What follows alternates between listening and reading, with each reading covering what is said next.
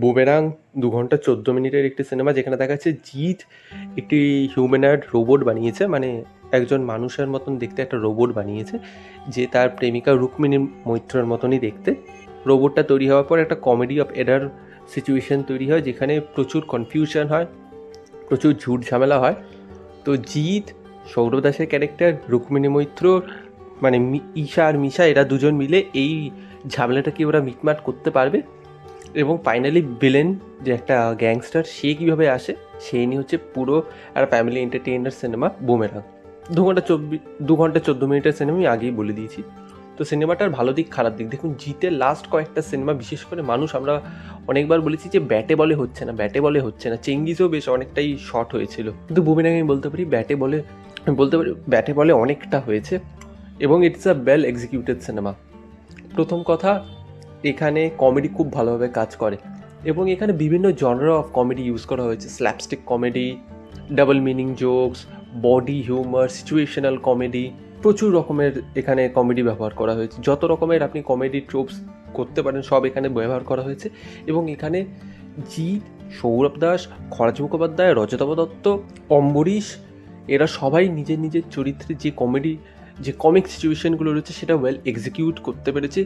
এবং আমরা সবাই জানি রজতাভ দত্ত, অম্বরীশ, সৌরভ দাস সবারই কমিক টাইমিং খুব ভালো, কিন্তু আমার এখানে জিৎ এবং সৌরভ দাস যে সিনগুলো ছিল সেইগুলো যেভাবে সে এক্সিকিউট করছে আমার সেটা খুব ভালো লেগেছে। এখানে সৌরভ দাসের চরিত্রের যে কমিক টাইমিংটা ছিল সেটা সত্যি খুব ভালো, এবং জিৎও খুব ভালো কাজ করেছে। সে এখানে ওভার দ্য টপ বা স্ল্যাপস্টিক কমেডিটা খুব একটা বেশি করেনি, সাটল রাখার চেষ্টা করেছে, এবং that worked well. Rukmini Maitra ঠিকঠাক কাজ করেছে, এবং এখানে ডায়লগ রাইটিংটা সত্যিই খুব ভালো হয়েছে। বিভিন্ন জায়গায় বিভিন্ন রকমের পাঞ্চ লাইন্স রয়েছে, বিভিন্ন পলিটিক্যাল রেফারেন্সেস রয়েছে, তো সেইগুলো খুব ভালোভাবে কাজ করেছে। কয়েকটা অ্যাকশন সিনস রয়েছে যেখানে জিতের সাথে আরও একটা ক্যারেক্টার আসবে, তারা দুজনে মিলে অ্যাকশন করবে, সেটার আভাস আপনার ট্রেলারেও পেয়েছে, সেটাও মোটামুটি ওয়েল এক্সিকিউটেড। কিন্তু আমি এখানে কয়েকটা আমার খারাপ জিনিস লেগেছে। প্রথম কথা, কমেডিটা আপনি প্রথম 15 মিনিট পাবেন না, এবং সেকেন্ড হাফে ইনিশিয়ালি আপনার একটা মনে হবে যে গল্পটা না আটকে গেছে, তো সেই জিনিসটা আপনার একটু প্রবলেম হতে পারে এখানে। আবার একটা গান এখানে 4 স্পিড লেগেছে, মনে হয়েছে গানটা আউট অফ প্লেস হয়ে যাচ্ছে, গানটা জোর করে প্লেস করা হচ্ছে। এবং আমার কয়েকটা জায়গায় যেটা রুক্মিণী মৈত্র চরিত্র করেছে, রোবট যে চরিত্রটা করেছে, সেটা আমার খুব একটা কনভিন্সিং লাগেনি, আমার লাগেনি। হতেই পারে জেনারেল অডিয়েন্সের সেটা কানেক্ট হয়ে গেল, হতেই পারে, নো ইস্যুস।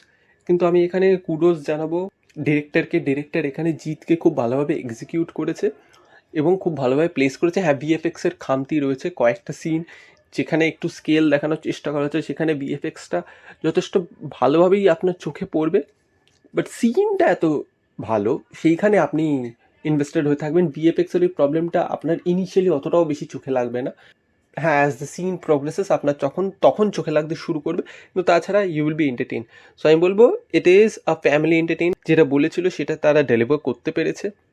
জিতের অনেক দিন পর একটা সিনেমা প্রপারলি ব্যাটে বলে হয়েছে, ফ্যামিলিকেও এটা টানতে পারবে, এবং it's a well executed entertainer. তো আমি হাইলি রেকমেন্ড করবো, আপনারা যদি ভালো কমেডি সিনেমা দেখতে চান, বাচ্চা থেকে বুড়ো যে কোনো বয়সের যে কোনো লোকের সাথে, 2 ঘন্টা 14 মিনিটের এই বুমেরাং যান, নির্দ্বিধায় দেখুন। এই ছিল আমার রিভিউ, দেখা হচ্ছে পরের ভিডিওতে, বাই।